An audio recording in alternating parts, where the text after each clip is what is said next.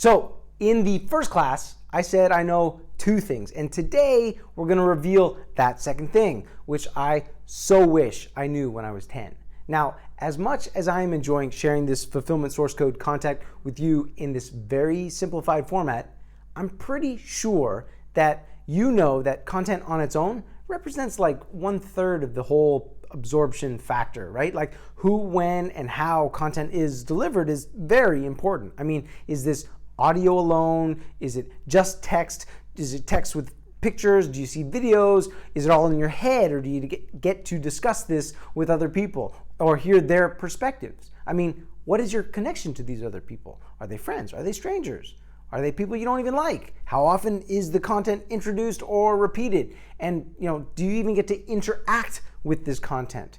Do you get to discuss it? Do you get to approach it from different angles, manipulate it, and ultimately, do you get a chance to put it to use? I mean, that one is probably the most important. I mean, what it comes down to is your brain would be overloaded if it took in all the information that it's bombarded with every day. And your brain is extremely efficient at filtering stuff that is not helping your survival. I mean, information that you feel is useless and boring, gone. Now, the goal here with the FSC is creating a format that increases the chances for kids to absorb. It's got to be fun, it's got to be challenging, it's got to be personally relevant and interactive, plus making it easy to implement for the facilitators, be they teachers or parents. Now, we hope that the FSC setup helps balance that consistent delivery of videos of me with the facilitators' understanding and the dynamics of their group and class. I mean, at the risk of stating the obvious here, not all schools, classes, teachers, students are the same. I mean, heck, not even all days are the same. Now, what we can do is take steps to increase our chances of winning, getting them to absorb. Now, this means physically preparing the kids and the room for learning. It means asking questions to prepare their minds and brains for what's to come. This means engaging the kids to find personal examples of how this information is connected to them and how it can help them later.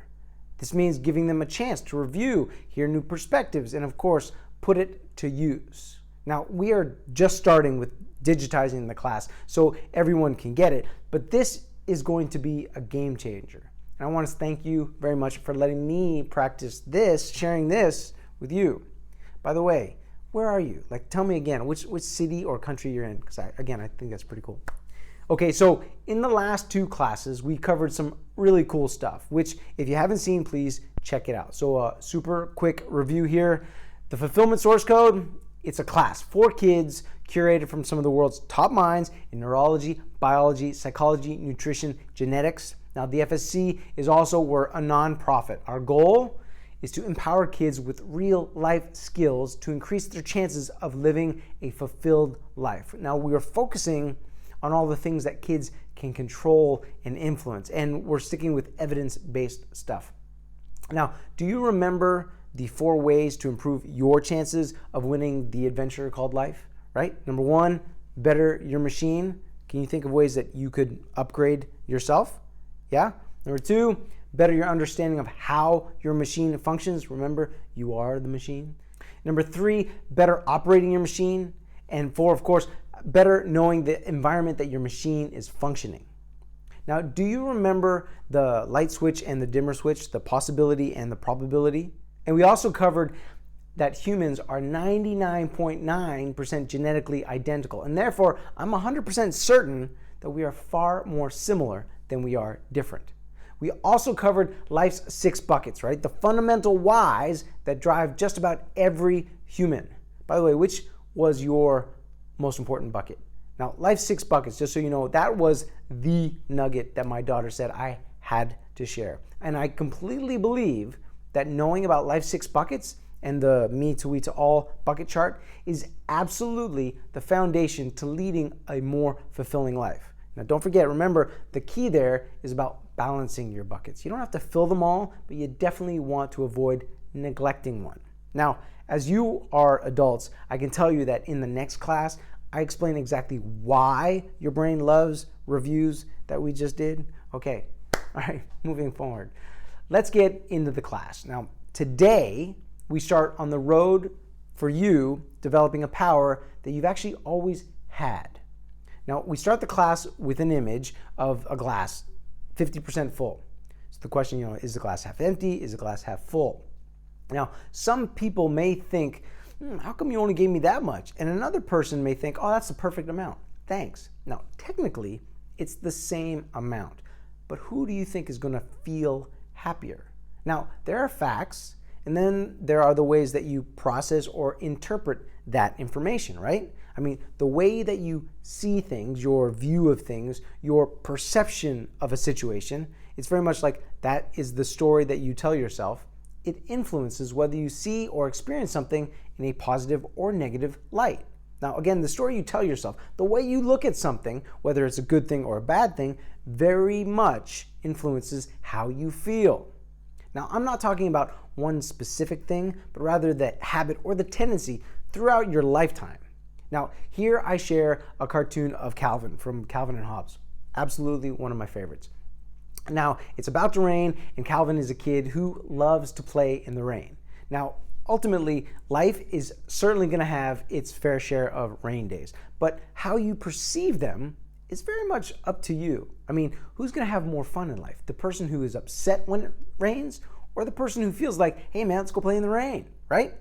Now, realizing that your perception of things, the story you tell yourself, impacts your life. Now, this is something that most people never think about. But wait, there's more. You have the ability, the power, to make something less bad or better. You actually have the ability to modify, change, influence your perception of things. You can change the story you tell yourself. Now, this is so important, okay? Something that I wish I knew when I was 10. Okay, let's play our next game. Now, this game, in the class, we tend to break out into 3 teams. Now, each group receives a sheet of paper that describes a scenario, and I ask the kids to imagine that they've just experienced this situation. Now, they can do this silently, or they can just discuss it quietly within a group, but shh, don't let the other group hear you. Okay, so the kids are about 10, and the following 3 scenarios should be distributed among the different groups, but since we're doing this live, I need you to work with me just a little bit on this one, okay? Okay, so the question is, how do you feel? Now, in situation number 1, here we go. You've been in a car accident and you've broken your arm, and you're going to miss a party you've been waiting for. How do you feel? I want you to circle your feelings. Do you feel bad? Do you feel lucky? Or do you feel proud? It's a 1 to 10 sort of thing. 1, not at all. 10, incredibly. Now, number 2, their scenario is you've been in a car accident, you've broken your arm, and you're going to miss a party that you've been waiting for. But out of the 10 people involved in this car crash, 7 died. And only you, your mom, the driver, and 1 other person survived. Now, how do you feel? Again, circle your feelings. Do you feel bad, lucky, or proud? 1 through 10. The third group, you've been in a car accident, you've broken your arm, and you're going to miss the party you've been waiting for. But you should know that the way that you broke your arm was when you caught a child as they were being thrown from the car, and that impact broke your arm, but because you held on, you saved the baby's life. Now, how do you feel? Again, circle your feelings. Do you feel bad? Do you feel lucky? Or do you feel proud? Now, once this is done, without talking just yet, I ask the group, okay, can you please raise your hand if you feel proud? Okay, now please raise your hand if you feel lucky. And yes, of course, you can raise your hand more than once. Then I ask, okay, please raise your hand if you feel bad. Okay, hands down. Now, let's go over a few things. Please raise your hand if in your scenario you were in a car accident. Everyone raises their hands. Now, please raise your hand if in your scenario you broke your arm. Again, everyone raises their hands. Finally, please raise your hand if in your scenario you're going to miss a party because of your accident and your broken arm. Again, everyone raises their hands, and the kids are looking around. They're like, what's going on here? This is interesting. So they said, now in each scenario, everyone was in a car accident. Now in each scenario, everyone broke their arm. Now in each scenario, you end up missing your party because of your accident and because of your broken arm. And yet, not everyone feels the same way. Now everyone shared the same basic experiences, and yet the way that you feel is different.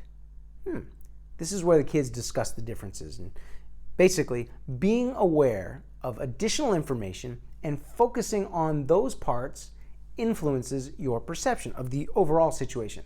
It changes the story you tell yourself. Think about it. Now, this is important. What we are aware of and focus on affects the way that we think, and the way that we think affects the way that we feel. You with me? Now, our perception of things, again, the story that we tell ourselves, it influences our reality. We get into the details how and why this works, but in a nutshell, our thoughts can influence our feelings. One part of the brain basically tells the freaking out part, hey dude, don't worry, it'll be okay. And the freaking out part listens and actually calms down. Now, when bad things happen, if you think, hey, it could have been much worse, that immediately makes you feel less bad. Again, the story you tell yourself, or more importantly, the way that you choose to see things is the way that things are for you. Now, I'm not saying that it turns off the feelings, but rather it can just decrease the bad ones. And I'm not saying that you have the actual ability to literally alter reality. Yes, that would be super cool, and very soon we get actually into your superpowers, very, very soon. Now, you can look at things from a different perspective, and the story you choose to tell yourself can make things feel better or worse. You absolutely have that ability. In fact, this storytelling, it's a skill that you can develop and improve upon. Now, you remember you can't stop the waves, but you can learn how to surf? Well, life will constantly bring you waves. I mean, the waves are this metaphor, of course, for the challenges that invariably come. And as you are the hero of your adventure, are you going to look at those waves as something to duck under, run from, or survive? Or are you going to look at the waves as something to surf? Now, just to be clear, like the light switch and the dimmer switch, the waves don't have to represent life-threatening situations. I mean, just as not every wave is a tidal wave, right? Your waves could be something you find difficult, something challenging or uncomfortable, or simply outside of your expectations. Think about it. Is there ever a time in your life that you think that the waves are going to stop? No. Now just imagine how much better life will be when you've trained yourself to be bothered by fewer waves, or when you've trained yourself so that the waves that bother you are like they bother you 10% less. Or how about when you've trained yourself to recover from being bothered 10% faster, right? Now, when you add all of this together, your life is going to be a lot better. Okay, that concludes the introduction to the Fulfillment Source Code. Now, what follows are 3 modules that get into the details, right? Next is Planet U, which covers the brain, the mind, and the body. And then building upon that, what we learned in Planet U, we dive deeper into life's 6 buckets.